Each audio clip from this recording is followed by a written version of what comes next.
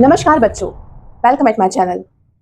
अपनी क्लास को शुरू करने से पहले जैसा कि मैंने एक नई चीज़ शुरू की है अपनी वीडियोस में, छोटा सा ऐसा डिस्कशन जो आपको मोटिवेट करे या इंस्पायर करे। तो मैं आज छोटा सा बात लेना चाहूँगी कि 14 साल की उम्र तक बच्चों की शिक्षा अनिवार्य है। सिर्फ 14 साल क्यों? इसका दूसरा पहलू ये है कि इसके बाद आपको कोई ना कोई ऐसी स्किल ज़रूर सीखनी चाहिए जो आफ्टर एजुकेशन आपको अर्निंग में मदद कर सके।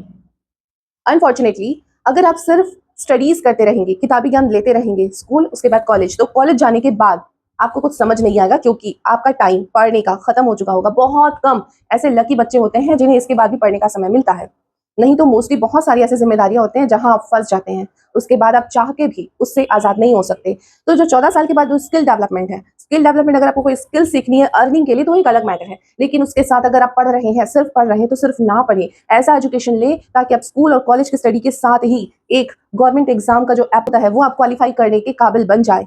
कामयाबी उसी को मिलती है जो काबिल होता है। खुद ही बोला गया है कि 14 साल तक एजुकेशन इंपॉर्टेंट है।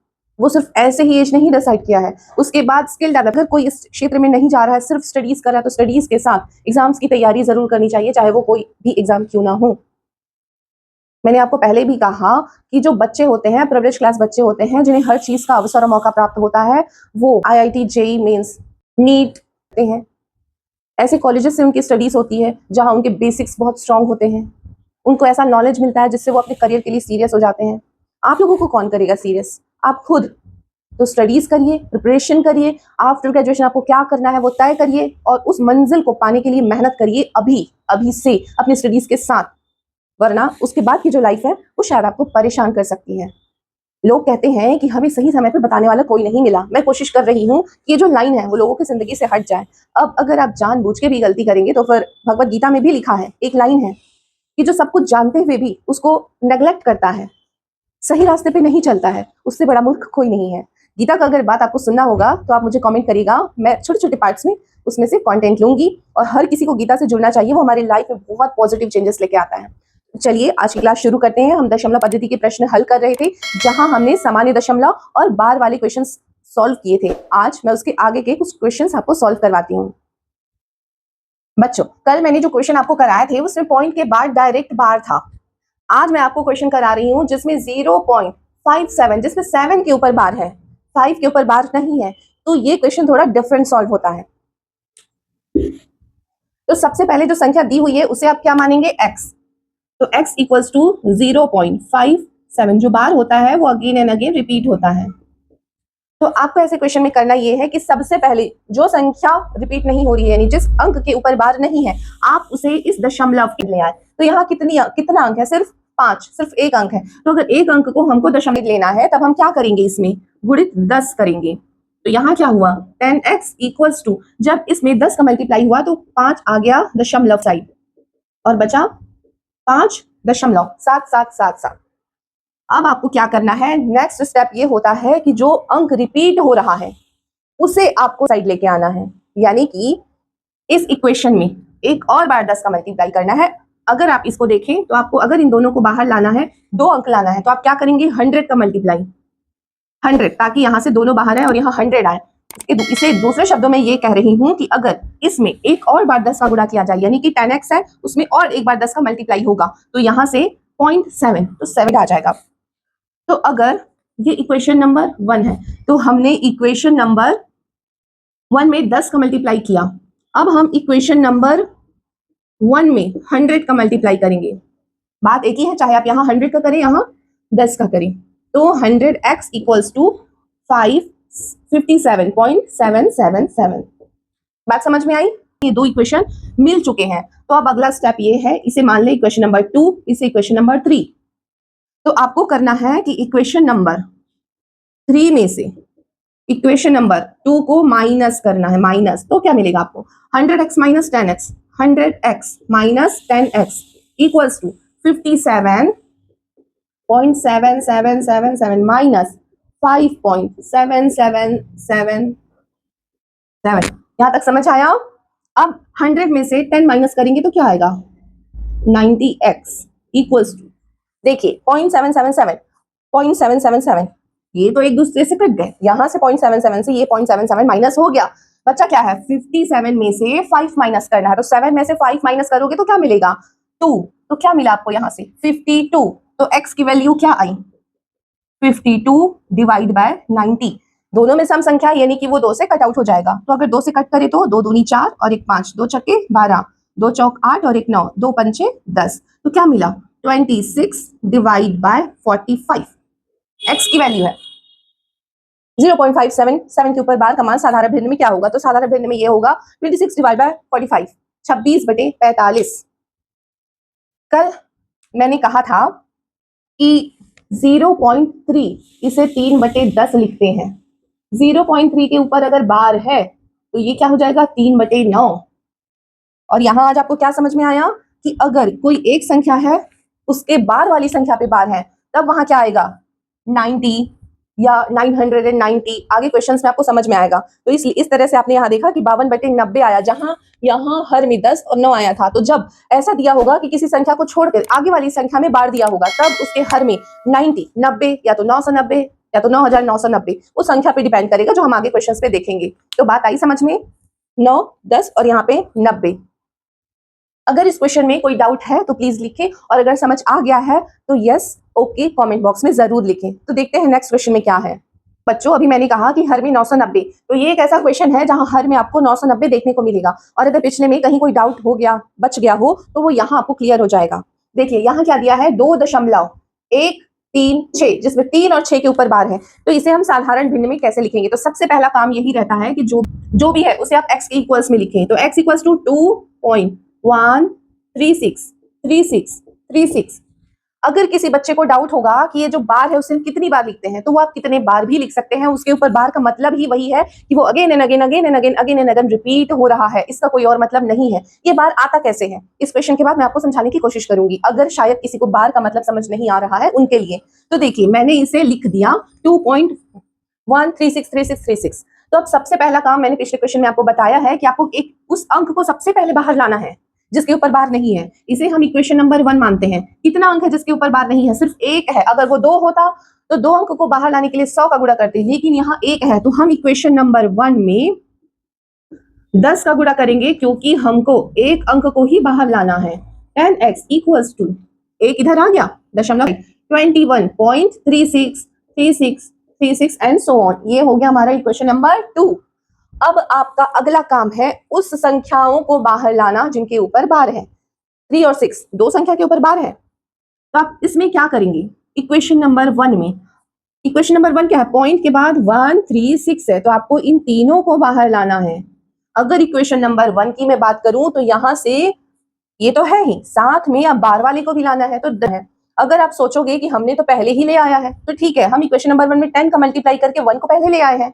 अगर आप ऐसा सोचेंगे कि 1 को पहले ले आए हैं तो अब तीनों को क्यों लाना है, तो अगर आप इक्वेशन नंबर 2 को देखेंगे तो इसमें आपको 2 लाना है जिसमें ऑलरेडी आप 10 का मल्टीप्लाई कर चुके हैं। और अगर इस 2 को बाहर लाओगे तो फिर से तो इसमें 100 का मल्टीप्लाई करना पड़ेगा।